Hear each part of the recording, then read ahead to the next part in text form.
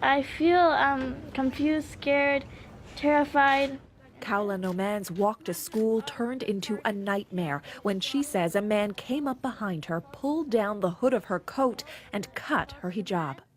And I turned around and I saw him with his scissors, and he ran away. But it wasn't over. Noman says she and her brother crossed the street to join a group of kids, but the man followed and cut her hijab again. I felt scared and worried about my sister and think what's going to happen next to her. For Noman's mother, it was heart-wrenching. I'm just so happy she's safe. I'm very frustrated and I'm angry, but I don't, you know what, we believe in peace and Canada. Like, I'm so proud to be a Canadian, and I want to give him the same message. Why are you thinking like this? Like, you know, we're all together in this. She says in 25 years in Canada, she's always felt safe, especially in this part of town. Scarborough has long been known for its diversity. The school board says students are shaken. This is a school where it's not just preaching inclusiveness, it's living it. Toronto police say they're investigating the incident as a hate crime and already have a few leads on the suspect. The description that the little girl gave police is he's in his 20s, 5'8" to 6 feet tall, medium build, with black hair, mustache and glasses. And for Kaula Noman, nothing but praise. This girl was brave enough to confront the man, look at the man, make a noise, and then even proceeded to walk with a bunch of other kids after the first one happened, realizing their safety in numbers. Even with street smarts, she's nervous about walking to school. I'm actually really scared, but I have family to support me and everything. Stephanie Skandaris, CBC News, Toronto.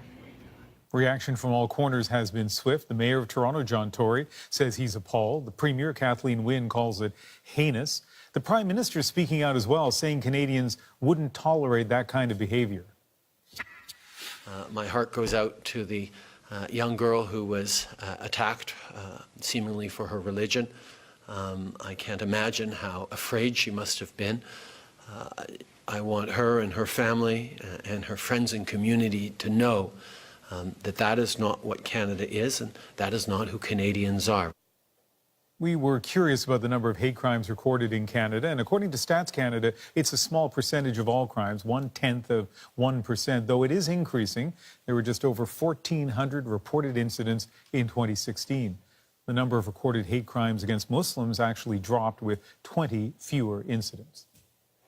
Police made a stunning announcement about a story that got a lot of attention on Friday. You'll remember a young girl claimed a man cut her hijab with scissors as she walked to school.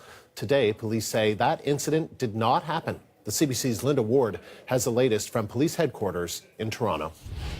Toronto police say through a detailed investigation, including the collection of evidence and interviews with witnesses, that they have concluded that the events of Friday morning did not, in fact, happen. Now, it was Friday morning when an 11-year-old girl said she was walking to school with her little brother when she was approached, she said, twice by a man who tried to cut her hijab.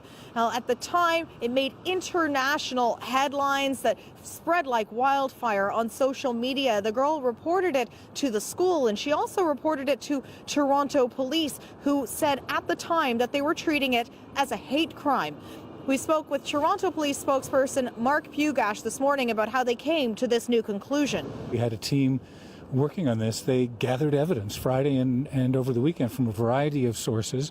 When they'd gathered the evidence, they put it all together, they analyzed it, they tested it, and the only conclusion that made sense was that the events as described did not happen. And they say they came to this conclusion first thing this morning. They wanted to get the information out as quickly as possible, given the enormous amount of attention that was given to this case. On Friday, the Prime Minister, the Premier, and the Mayor all came out publicly making statements condemning the alleged attack, and a lot of time and resources went into this investigation. But how this all happened, Toronto police say they're not going to speculate on that because the investigation has concluded. As for whether this was a fabrication or a hoax, they say that's not something that they will be releasing, given that there will be no further actions taken against any of those involved. Linda Ward, CBC News, Toronto. As Linda mentioned, news of the alleged incident on Friday drew responses from some high-profile politicians like the Mayor of Toronto and the Prime Minister. Both have released statements today. Here's some of what Justin Trudeau said.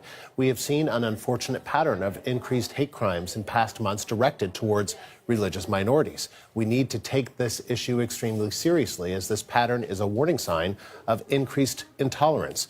We are thankful and relieved that this incident did not take place. And here's what Toronto Mayor John Tory said about today's police announcement.